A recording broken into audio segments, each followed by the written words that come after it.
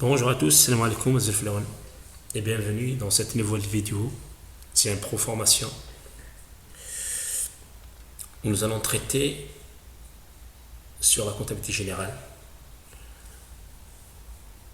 Nous allons proposer une formation complète sur le fonctionnement des opérations de saisie des pièces comptables, sur les éditions des états comptables, financiers et annexes. Tout d'abord, nous vous rappelons que cette formation s'adresse aux professionnels de la comptabilité, vu qu'on va utiliser des techniques et des opérations purement comptables. Voilà, ça veut dire qui nécessite un minimum de formation dans la comptabilité. Voilà. Nous allons commencer. Alors, comme vous voyez, la chartiture, c'est général, est presque pareille que celle de l'application P. La formation des boutons, l'emplacement des informations, cette case observation que nous allons détailler plus tard, et le nom du dossier, comme c'est écrit ici, qui désigne le dossier en cours. Et nous pouvons toujours changer de dossier ou créer un autre dossier, vu qu'on est en version multi-dossier. On entend par ce bouton. Voilà. On a déjà le dossier ici, numéro 001, le nom de l'entreprise, l'activité, l'adresse, toutes les informations qui sont identifiables ici. Il y a le numéro qui doit être numérique comme pour la paye, le nom de l'entreprise, l'activité, l'adresse, le site et l'email de l'entreprise, la matricule fiscale, l'article d'imposition, le registre commerce, le numéro de téléphone. Et ici, le type de stockage désigne la méthode de la mise en stock des achats. Vu que l'application possède la fonction de la mise en stock automatique. Ici, on a deux possibilités, permanent, intermittent. Si on met permanent, le 380 ou le 381, le 38 en général, va être mis en stock. L'opération inverse de la mise en stock avec le compte 30. En intermittent, c'est le compte 60 qui prenne la place. Voilà. On va laisser ici permanent. Voilà. Type de déclaration J50. Il y a plusieurs possibilités. Mensuel, trimestriel. Voilà. Et en arrivant à la J50, il y a tout un module à expliquer et beaucoup d'opérations. Ici, la wilaya, l'inspection, la recette, la commune, les informations en langue arabe pour le bilan comptable. Voilà. Et ici, configuration spéciale concernant le dossier en cours, la méthode de saisie par journal ou par pièce. Celui qui veut saisir par journal, qui veut dire que les opérations sont affichées dans un journal, ou par pièce, les opérations sont affichées pièce par pièce. Le compte analytique ou les comptes tiers, ou les comptes fournisseurs ou achats, comme vous voulez, on peut mettre activé ou désactivé, ce qui veut dire, si on travaille avec le compte 401 pour achat, et on met ici activé, l'opération de validation ne sera pas acceptée s'il n'y a pas un compte analytique associé. La même chose ici pour le compte analytique vente. On a mis activé, qui veut dire que pour chaque opération sur un compte de vente, 411 par exemple, un compte analytique exige. Vous rappelons aussi que les comptes analytiques doivent respecter le format 401 pour les achats et 411 pour les ventes. Ça veut dire on doit travailler pour les comptes analytiques fournisseurs. Ils doivent commencer toujours par le 401 et les comptes analytiques ventes doivent toujours commencer avec le 411. Nous avons ici les journaux non autorisés, ce qui veut dire pour le dossier 001, on peut interdire la saisie dans des journaux spéciaux. Voilà. Comme ici, on a mis le journal 5, le journal 3, qui veut dire que ces journaux, ce dossier n'est pas concerné pour la saisie dans ces journaux. Aussi, pour les comptes SCF non autorisés, et là c'est très intéressant, vu qu'il y a des dossiers où des comptes ne sont pas mouvementés, par exemple pour une entreprise de production, le compte 406 par exemple, compte de service, on peut le mettre ici, le 706 ici, compte de service n'est pas autorisé vu que l'entreprise a son activité, par exemple, revente. Un exemple. On peut mettre n'importe quel compte SCF pour désigner au dossier en cours que ces comptes ne doivent pas être utilisés. Ça veut dire à la saisie, si on utilise ces comptes, un message d'alerte sera affiché. Et voilà. Et on valide. Voilà, on valide les modifications. Double-clic. On est sur le dossier 001 et le nom du dossier. Vous avez ici l'exercice 2021 et les ici le tableau d'observation et observation globale qui concerne ce dossier, mais au cours de toute l'année, au cours par contre, excusez-moi, pas pour toute l'année, qui concerne le dossier en lui-même, et les observations qui concernent le dossier et pour l'exécution en cours, c'est ici. Voilà, on saisit les opérations qui se rapportent à l'exercice 2021. Ça veut dire si on change d'exercice, il n'y a pas d'opération. On peut mettre ici des informations concernant, par exemple, le crédit vis-à-vis, par exemple, les honoraires vis-à-vis de ce client, par exemple. Et ici, les observations concernant le bilan de ce dernier. Voilà. Les opérations de saisie se font par ce bouton. Nous avons le compte SCF ici, qui sont fournis sur 3 positions avec tout ce compte qu'on a créé, et vous avez toujours la possibilité d'en créer d'autres et de modifier. Vous avez la restriction de modification sur les comptes à 3 chiffres. Voilà, vous ne pouvez pas modifier ou supprimer un compte à 3 chiffres vu que c'est fourni comme ça. Vous avez les comptes analytiques. Comme je l'ai dit tout à l'heure, ils doivent respecter le format 401 pour le fournisseur et 411 pour les clients. Vous avez la liste des journaux qu'on a créés. On peut toujours ajouter un compte. Et vous avez ici la contrepartie qui va servir comme contrepartie des opérations comptables. On va donner des exemples tout à l'heure. Comme ici, le journal de vente, la contrepartie, c'est le 411. Ça veut dire, si je mets une opération de saisie, je mets le compte de vente, plus le compte de TVA par exemple, et juste en appuyant sur la touche échappe, l'opération de balancement se fait avec ce compte 411. Ça veut dire que ce n'est pas la peine de saisir à chaque fois ce compte. Et c'est très intéressant pour les opérations avec un volume de facture d'achat ou de vente volumineux. Et voilà.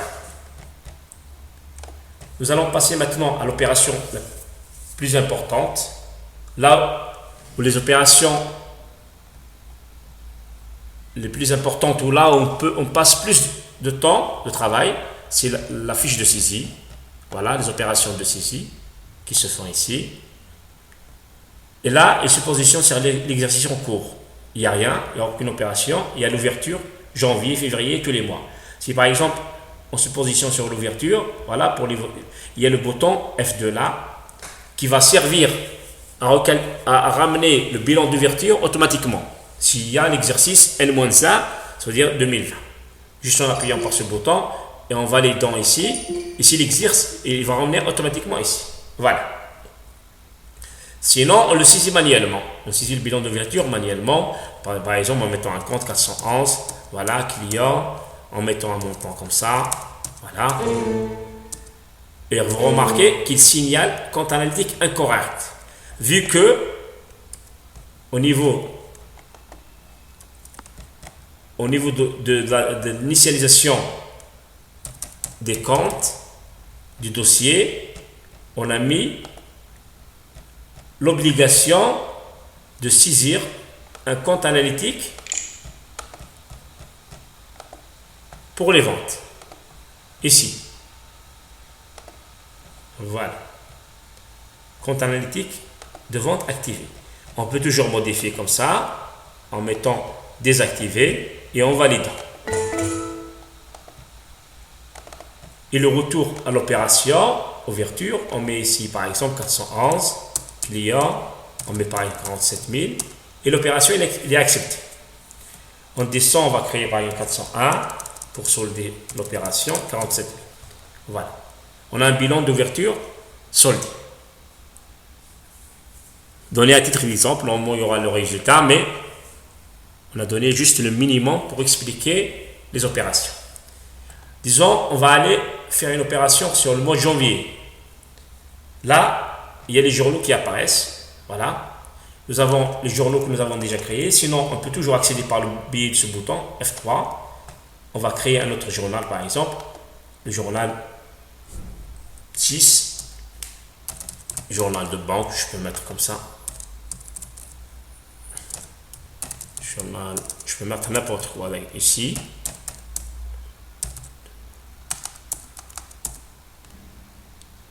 Journal de stock. Voilà. En mettant une contrepartie, en travaillant sans contrepartie.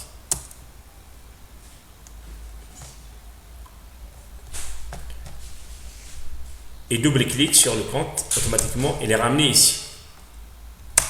Voilà, je suis en train de travailler sur le mois de janvier et sur le journal des stocks. Et je peux commencer par mettre une date ici. Par exemple, le 2 janvier, avec le compte SCF, par exemple, je sais pas, 380.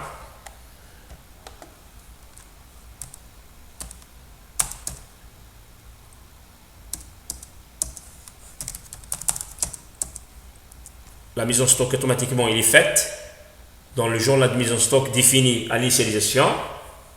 Donc le 380 il est automatiquement soldé au compte 30 vu qu'on a désigné le type de stockage permanent. Ici on met le compte d'achat, par exemple, je sais pas, 19%, ça va être compliqué, disons 2500 dinars. Et le fait d'appuyer sur échappe, la contrepartie automatiquement il est faite.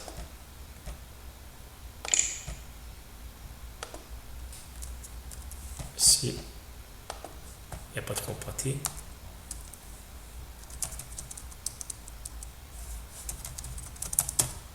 Voilà. Là, on a saisi une pièce comptable, une simple pièce comptable,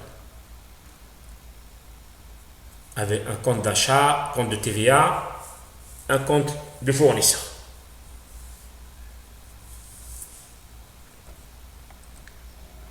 Nous pouvons toujours changer de journal si on veut faire une autre opération sur un autre journal, par exemple sur le journal de caisse, sur le journal de banque, ainsi de suite. Il y a plusieurs boutons ici qui servent d'outils de travail. Vous avez l'apport de la paye qui est en connexion avec la comptabilité, avec les différentes versions de la paye. C'est-à-dire si on met la version 2017 plus aux versions antérieures, et on met apport de la paye est automatiquement comptabilisée par rapport au mois de janvier, par exemple ici. Vous avez ces boutons-là, nous valident automatiquement. Ça veut dire, au lieu, je mets par exemple des opérations sur le journal de banque, je mets par exemple le 03, par exemple, le 3 janvier, je mets par exemple une opération sur les clients.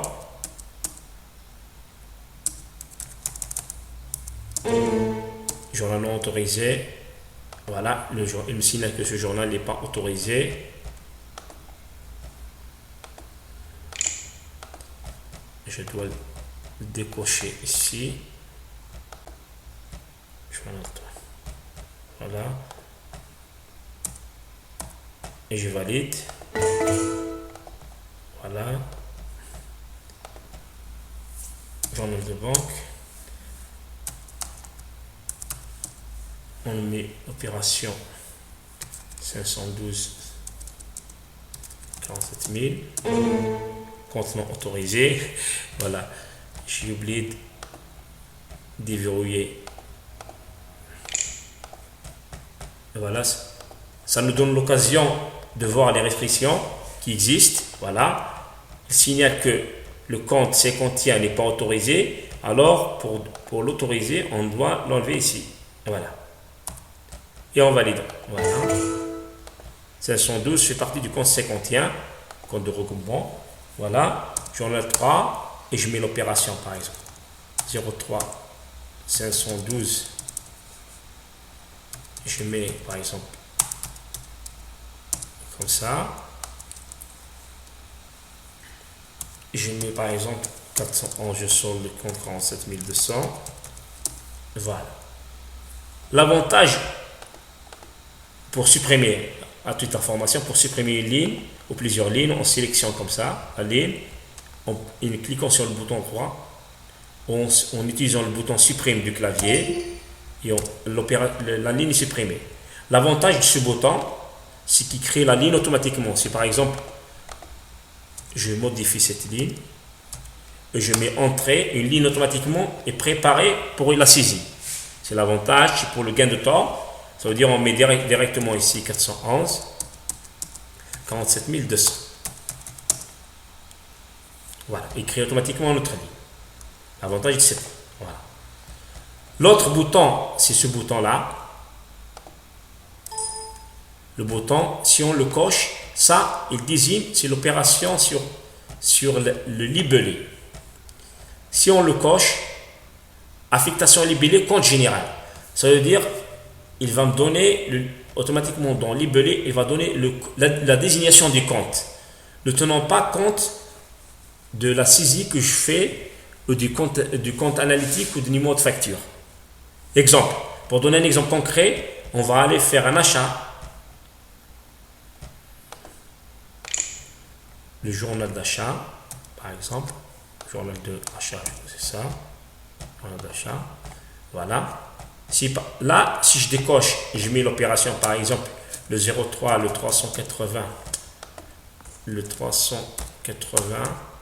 et je mets le compte analytique, par exemple, voilà, SARL bêta, c'est marqué ici, numéro de facture 45 2021.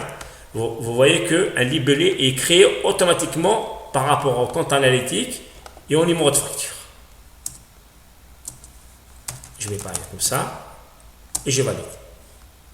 Par contre, je vais supprimer cette ligne. Si je coche ce bouton-là et je mets l'opération et je mets 380, par exemple,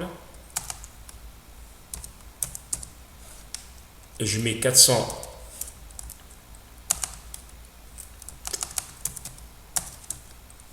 le 400, et je mets par exemple facture comme ça, le libellé ne change pas, il donne directement la désignation du compte 380. Il ne prend pas en considération les informations sur le compte analytique ou le numéro de facture. Voilà. C'est l'avantage, ça veut dire qu'on peut travailler avec n'importe quelle méthode qu'on veut. Voilà.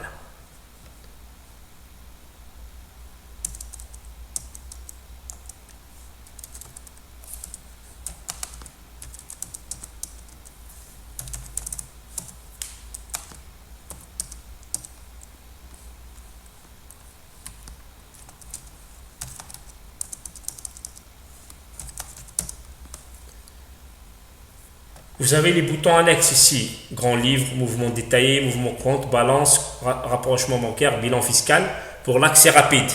Mais nous allons les traiter en dehors de cette fiche pour mieux comprendre ces éléments. Voilà.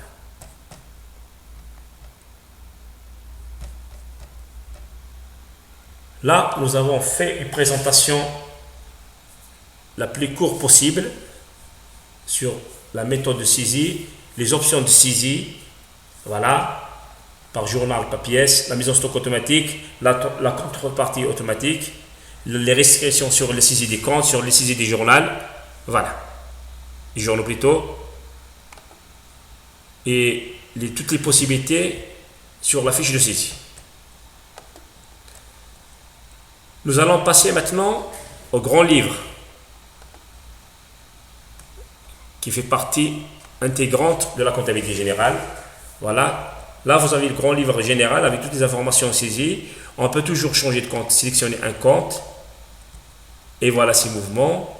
On peut grouper au unique si on a des sous-comptes derrière et on veut juste les informations sur le compte 300, on met unique. Il va nous donner les opérations sur le compte 300. Mais si on met ici groupé, il donne sur le compte 300 ici sous-compte. Ça veut dire s'il y a 301, 300 et disons 3001 qui fait partie du compte 300, il va être affiché ici. Mais si on met unique, il va afficher juste le compte 300. La même chose pour les comptes analytiques. Si on sélectionne un compte analytique, il va donner les opérations sur le compte général 300 avec le compte analytique 40101. Sur le journal aussi, si on veut juste pour le journal de vente s'il existe. Sur un libellé spécifique, sur un mouvement débit-crédit, sur un montant exactement débit-crédit et sur la période. Voilà. On peut aussi créer un fichier externe pour les utilisateurs d'Excel, ainsi de suite, qui veulent faire des analyses un peu plus poussées. Voilà. On peut créer un fichier externe ici. Le fichier externe, automatiquement, il est ouvert sur Excel avec le format du grand livre.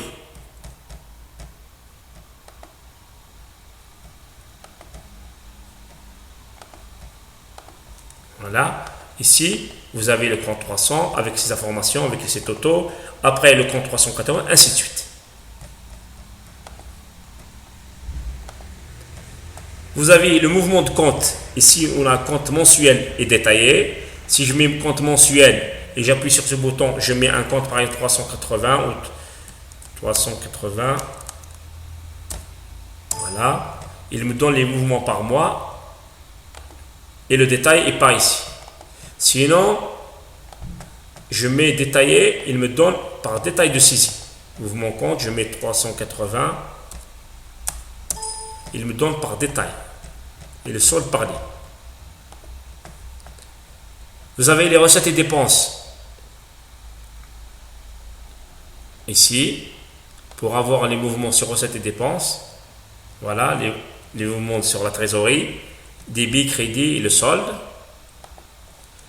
Vous avez les mouvements clients, vos mouvements fournisseurs qui nécessitent obligatoirement de faire une saisie avec compte analytique et facture. Comme on a fait des opérations sur achat, automatiquement ici, s'il y a un compte, voilà, le 401.01, bêta, voilà, la date de la facture, le nom de la facture, le numéro de la facture et le montant. En paiement, l'opération de paiement sera affichée ici. C'est-à-dire si je mets le paiement de cette facture avec le numéro et la date de paiement, ils seront affichés ici. Ça va servir à tenir compte d'analyse des crédits clients pour ce dossier. Et crédit fournisseur pour ce dossier. La même chose pour le client, s'il existe un mouvement sur le client. Et s'il n'y a aucun client, il n'y a pas de mouvement.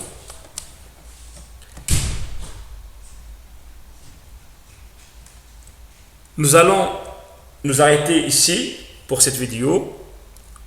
Nous allons prochainement passer à la G50, vu que ça va prendre un peu de temps pour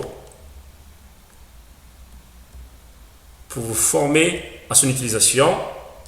On va consacrer une vidéo complète sur l'utilisation de la G50 et ses opérations d'apport de données de la saisie et la saisie manuelle avec les annexes et la G50A. À une prochaine vidéo. À bientôt.